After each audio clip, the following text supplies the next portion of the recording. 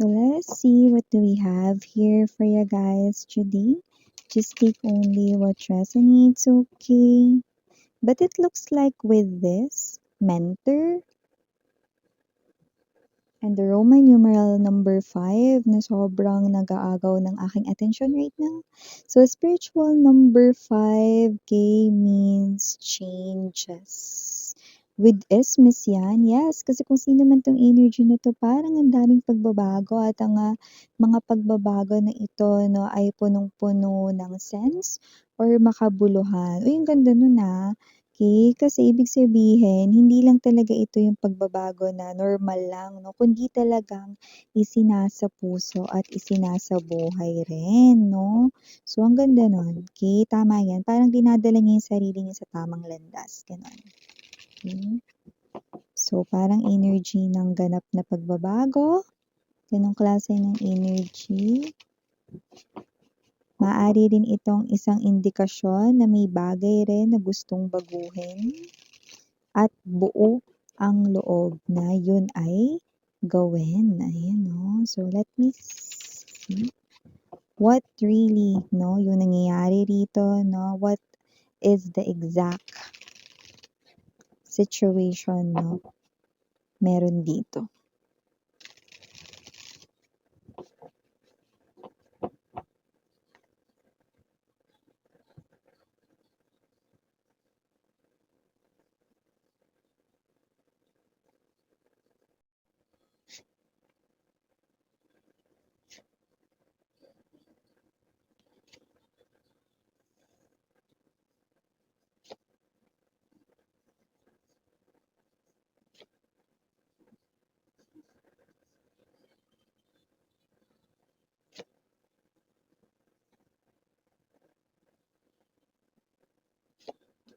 Prince of Wands in reverse, center ng reading, Three of Coins, Princess of Swords, and dito rin, Four of Swords. Na, by the way, top energy natin here no ay Nine of Wands. Two of Wands, Entrapment, Courage, and the Four of Wands. Okay, good. Oh, so kung sino man tong energies na napipick up natin dito, no, ito ay ang inyong person, no. Tapos na raw siya ritong magtiis, mare. Kaya oras na ng paggalaw ng baso, no? Yun ang ating term para sa actions. Gagawa na ng actions, kikilos na, no? So, nakikita natin dito, no, na, paano ba naman? Ang tagal niya rin kasi ritong, nagpahinga at nanahimik, 'di ba? Nine of Wands, no, ay conveying ang isang mabigat na mensaheng mag-e-effort na rito, no? So, nakita ko na itong tao na 'to, no, na-realize niya, no, siguro naman, 'di ba, ang haba ng kanyang ipinahinga dito, no, alam namang wala pa siyang na-realize. So, nakita natin that with the Ace of Cups and there's this King of Coins, lumabas na na-realize niya, no, yung mga kahalagahan ng mga bagay-bagay, no, especially sa larangan or area ng pag-ibig. No, nakita ko rin dito na nakabaliktad na ang ating Prince of Wands, no, in reverse position na ito. No, maganda ito kasi with this Prince of Swords lumalabas, no, na itong tao na ito, no, ang person mo ay tumatalikod na sa kanya ritong parang, what's this, makamundong temptasyon, ayan, oh, taray nun, Pero, sa madaling salita puwede kasing ito ay yung energy ng person mo ay, maaaring maraming kinakausap, marami ritong ka-connect dati, no, or, siya ito na nagpasok ng third party sa situation ninyo, no. Mabilis kasi siya rito, medyo marupok siya. Mabilis kasi siya rito, no, na maakit sa iba kaya hindi na tayo nagtataka kung iniwan kayo nito, may abandonment issue kasi rito. Iniwan kayo nito, no, dahil, ipinagpalit niya kayo nito sa iba. 'no. Pero ang maganda rito 'no, tapos na siya ritong magtiis 'no. Mabilis rin kasing natapos ang kanya rito na, temptation or yung lust or yung desire niya dun sa tao na yun 'no. Pero matagal siyang, nagsisi 'no, sa kanilang, pakikiapid or pakikisama sa third party, ano. Mabilis na nawala yung kanyang lust or desire for the third party. Okey, at nagsimula din ang kanyang pagtitiis 'no. Ngayon nakikita ko rito sa tagal ng panahon, tinuldukan niya na, yun 'no. Kasi ang Three of Coins energy na ang ating nakikita rito 'no. So nakikita ko na itong person na 'to, tingnan mo 'tong mga blocks dito. Ayan, hindi yan yung mga blocks sa Tetris or sa Roblox. Hindi rin 'yan Lego, pero simbolo nito 'no ay willing siya ritong isa-isa ulit 'no na buuin ang inyo ritong koneksyon or ang inyo ritong relasyon 'no, from scratch mare, 'yan, Lahat tayong gender dito babae, lalaki, LGBT at bago natin pag-usapan pa ito more, batiin na natin ang lahat. Hi and hello there everyone, my name is Yan. Welcome new subscribers, returning istambayers and may puyaters. Maraming salamat sa walang sawa talagang pakikinig at panonood. At yun nga, pwede nyo ring dalhin dito ang iba nyo pang mga friends, no, or makakilala ninyo, no, and as well din dun sa ating main channel, ang The High Priestess. Link niyan down below lamang sa ating description box. Wala tayo dito 'no, na time period, puwedeng nangyari na ito, nangyayari na ngayon, mangyayari pa lang. Kaya naman just take only what resonates. But I do see that there's someone here who happens to be your ex-lover na ang tagal na kumilos. Pero, ay sa wakas 'no, tapos na rin ang kanya ritong pagtitiis 'no. Kasi yung iba nag-antay dito, Yung iba nakikita ko sa future or sa near future ito mangyayari 'no, for some of you. Kasi nakita ko rito na may iniintay lang na matapos, parang pagproseso ng mahahalagang papel. Puwede kasing ongoing ang annulment kung naikasal man sila sa iba or whatever, may mga gano'n or may important papers dito na iniintay na, alam niyo naman yung proseso 'no ay napakabagal lalo na kung may kinalaman sa mga mahahalagang mga papel. Puwedeng, purchase a property, may shared sila dun or whatever. Iba naman literal na naikasal. So, yung iba yun talaga yung inintay, okey? So, merong inintay talaga rito. Yung iba naman hindi ikinasal dun 'no, pero parang meron ditong naging, problema kaya hindi nabitiwan or hindi nakakalas agad sa third party kahit napakaagang nawala yung kanilang desire or yung kanila rito 'no na, heat 'no, for the third party, yung heat ng kanilang temptasyon 'no, yung pagiging marupok nila kaya kanila iniwan at sumama doon, nawala din agad yun, naapula din agad 'no. Pero nahirapan sila at natagalan na makaalis, okey? Kaya nga itong person na 'to 'no, ibon man may layang lumipad.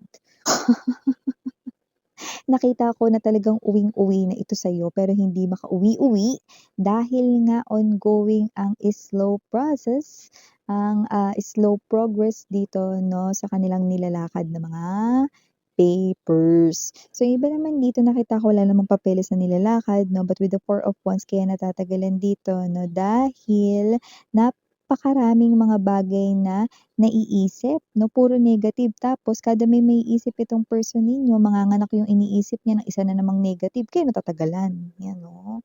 So, nakikita ko naman na malinaw naman dito na nakikita niya na ngayon ang kahalagahan ng mga bagay-bagay 'no, lalo na ang kahalagahan ninyo sa buhay niya. Seven of Coins energy 'no, parang dito nare-realize na dapat ibigay niya lang dito 'no, yung kanyang oras, panahon 'no, sa mga bagay na talagang gusto niya at kabilang ka doon. Na-realize niya rito na ikaw yung tao talagang gusto niya pag-alayan dito ng love, yung partnership ninyo ay talagang nare-recognize niya na ngayon 'no, as something here special, dati ay hindi 'no, pero ngayon nakikita niya na 'yan 'no, and with this big tree, with the roots right here, this person here wants to, uh, regenerate, repair, or fix yung lahat lahat ng issues 'no, sa inyong relationship 'no, kiber na kung kahit gaano kadami yun basta iisa-isahin niya na ayusin ang lahat ng yun, you know? Kung paano niya gagawin bahala na siya. Hayaan mo siya, kasi siya naman ang gumawa ng mga ganyang klase ng gulo, 'di ba? So, kung sino man 'tong energy na 'to, nakita natin dito na ito yung energy rito 'no, na matagal na nawala, okey?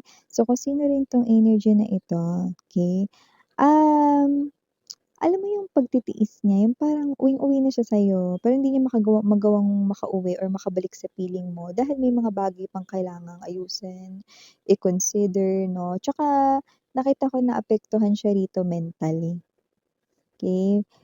Kahit na it sounds too good to be true sa iyong ears or sa pandinig mo, okey, nakikita ko rito na talagang itong person na 'to 'no, everytime na maaalala ka niya, naiisip niya na baka wala na siya ritong chance na makabalik sa buhay mo.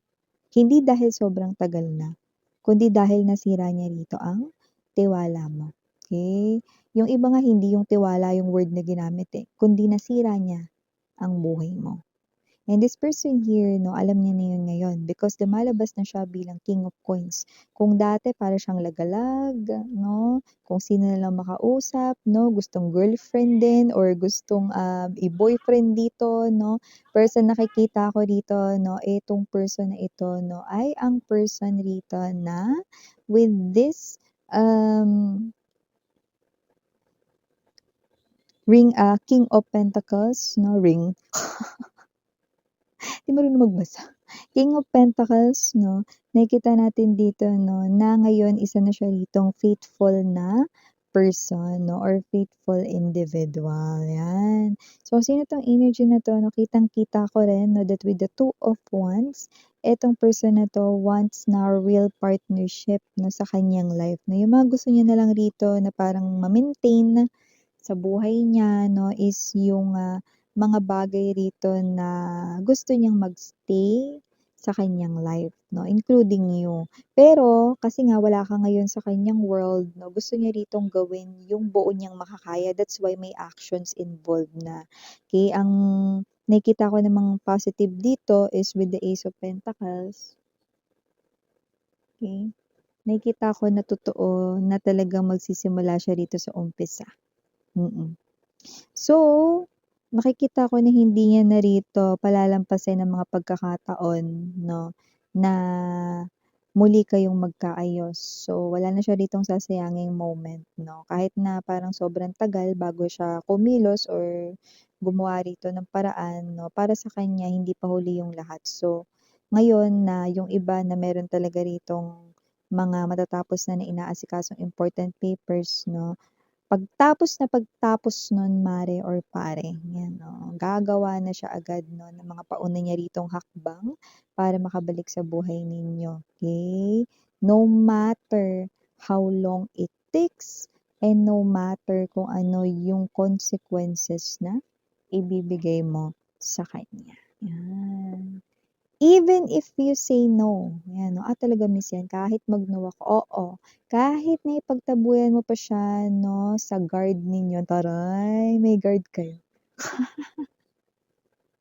Babalik at babalik pa rin siya, okey? Kasi para sa kanya with this as the center ng reading, Three of Coins, okey, yung life niya 'no ay walang meaning kung hindi ka niya magagawang maibalik. So, regardless kung anong age niya right now, for this person here 'no, it's not too late. So, mas gusto niya na ilaan yung kanya rito 'no, na life 'no, in bringing you back sa kanyang arms 'no, instead of waiting again 'no, in vain and feeling hopeless. Yan, taray. So, ang energy niya fighting. Yun ang nakikita ko dito. Oh, so for initials right in here, yes, we do have capital letter J, capital letter P. Oh, JP, just take only what resonates. Also have your capital letter D, capital letter C, capital letter R, and capital letter L. For small letters, we have O, S, F, P, B as in boy, U, And last but not the least, A. So these are all the messages I've got right here for you guys. Again, I'm Yuriana Onni for the girls in Yana Duna for the boys. Sarang Love and Light and